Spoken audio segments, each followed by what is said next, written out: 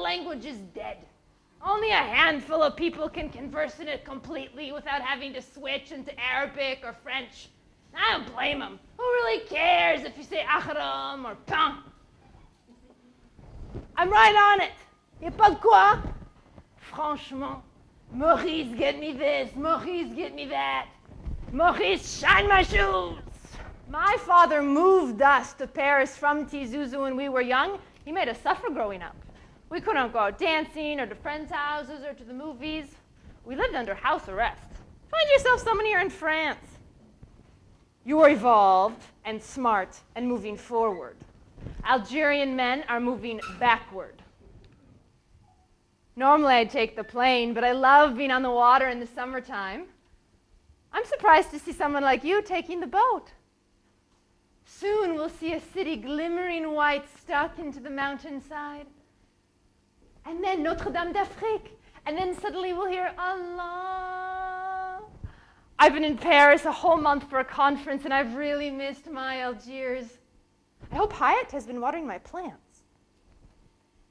So, you're part Algerian, and this is your first time in Algeria. Isn't it incredible? Africa rising up to meet the Mediterranean. Of course, not everyone thinks it's so great.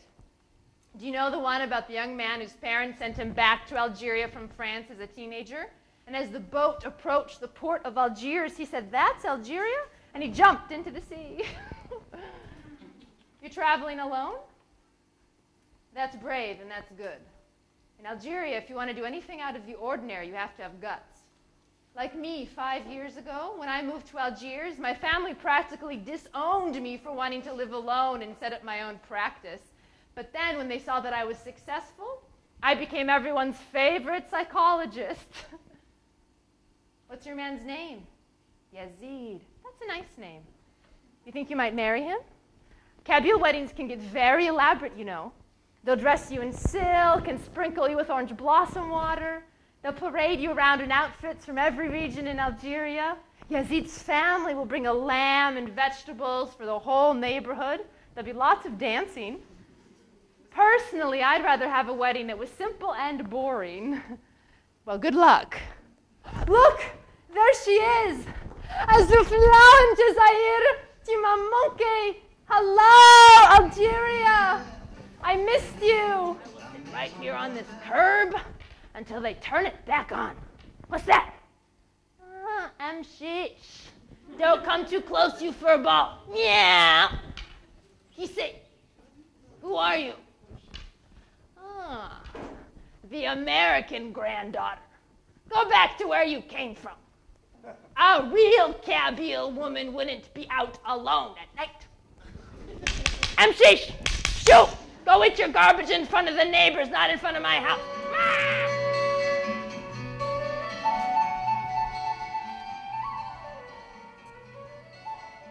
They all usually talk about leaving. Yazid wants to stay.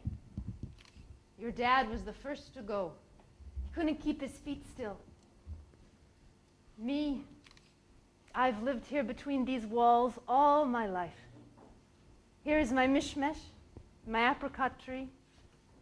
Here is the kitchen that used to be a bedroom before the house was split in two. They built this wall after my sister-in-law died. Before, we were all together. Your grandfather, Aziz, and our 10 children. Aziz's brother, his wife, and their 7 children. Each couple a bedroom, and a room for the boys and a room for the girls. In the trunk of my apricot tree, all the grandchildren have scratched in their names. Jamila, Louisa, Malika, Yanis, Baziz, Mohammed, Suhila, Saliha, Fatima, Saeed. Add your name before you go.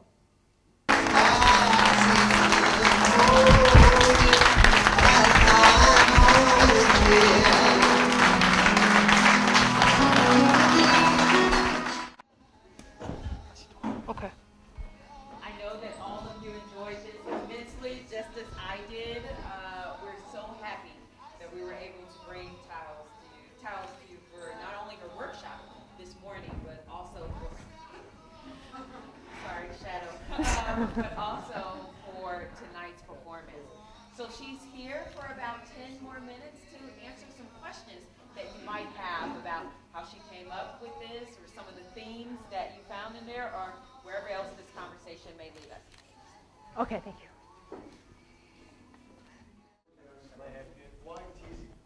That's where my family's from. And that's where my dad was born. And when I first came to Algeria, excuse me. When I first came to Algeria, that's where I went. So, whoop. No, it's the computer. That's my first contact with Algeria was through Tizi Ouzou. Yes. Can you talk a little bit about the characters and how you were able to formulate such a variety? Sure. Do you write the script yourself? I did. Right. Actually, I got a small grant from an Arab American Cultural Association in Minneapolis, and that grant allowed me to work with a director who's actually an immigrant from India. So he had a good sense of immigrant experience and sense of nostalgia, etc. So Zarawa helped me develop the script. I would meet with him once a week, and I'd come with script and with propositions, and then he'd say, work on this, work on this, work on that, and send me home, and a week later I'd come back and had worked on it. So he really guided me through the process, and then he also directed the show. The characters are all composites of people that I came across between 2003 and 2005.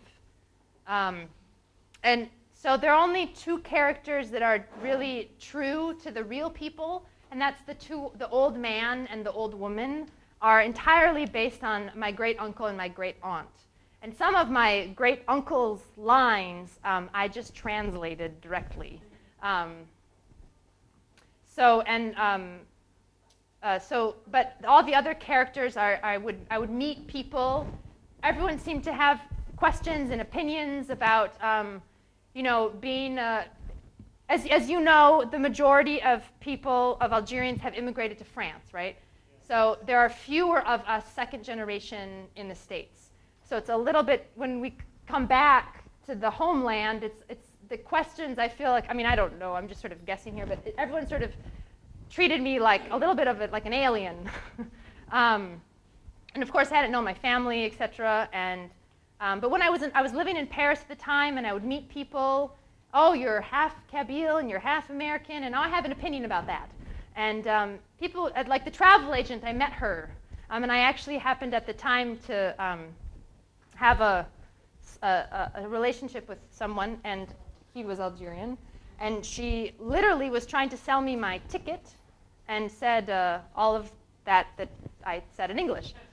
And so, it's just, I would go home and write it down because I couldn't believe people were kind of like getting into my personal life, and I didn't really know who they were. And at the same time, I found a lot of stories people were telling me to be very touching and quite profound, and big windows for me into my family and into my dad's culture that I didn't really know very much about growing up in Minnesota. Yes? How did you hear about jokes about certain people from Mascara? Did they reach you in America? No. I had a cousin who was very sick. May he rest in peace now. But he just would talk to you for, he would call me over, and I would stay like 4 hours, and it would be one mascara after another. And that was sort of his way of making himself feel better because he was in a lot of pain. And so, so I would go home and write them down. Do you stay in their own country and work it, and that success is in one's own country. I mean, No. we see that people, I mean, most people here like to travel to the whole world to. Right. I mean, to go for good. I mean, not only to go for Studies. Holiday or whatever. Yeah. I mean, do you really truly, according to your experience in the States, it's a land. I guess maybe it's a land of Opportunities. all people, and nobody there is truly American. I mean, do you? Yeah, absolutely. Yeah. Yeah, you're right. Do you think that, I mean, one has to stay in their own country and? No, I don't think so. I mean, I was born in the States, and I've been living and working in Algeria for 3 years, and it's entirely possible. And you know, my aunt, my mom's sister, is American. She's lived and worked in Paris and France for 30 years. I mean, of course, it's not impossible. A lot of that sort of exploring this of, you know, where do we belong? A lot of that comes from the mixed experience, I feel like, of being from two parents of two different cultures. And I think a lot of this is, a lot of that Yazid, the guy at the end who wants to stay, and Belqasem who says, you're right to go. A lot of that, those words come from my dad, who's really struggling right now. Yes? How's your dad and mom name? My dad, I hope you never meet him because he would hate me if I knew I was telling you all this. My dad, my mom was a tourist in Paris, and she had been in Ireland, and her friend got really homesick. Her friend was traveling with her, got really homesick, and went home. So my mom continued on to Paris alone, and my dad was walking down the street with his British friend Julian, and they made a bet if she was American or British, and the loser of the bet had to buy everyone a couscous on Boulevard Saint-Michel. And so then, here I am. Okay. Can I just say thank you for making us not cry and say time? Good. Giving us this chance to see a show, no live show in English. Thank you very much. Thank you guys for being a great audience, and have a wonderful evening.